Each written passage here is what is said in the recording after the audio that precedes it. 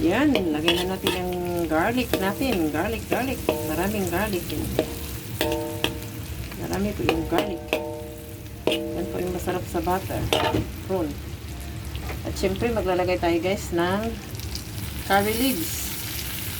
Para pangtanggal langsa. O, diba?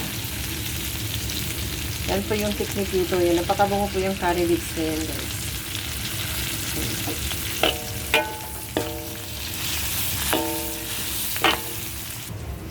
Yan guys, ang dami. O, diba? Isang plangganong malaki. O, diba?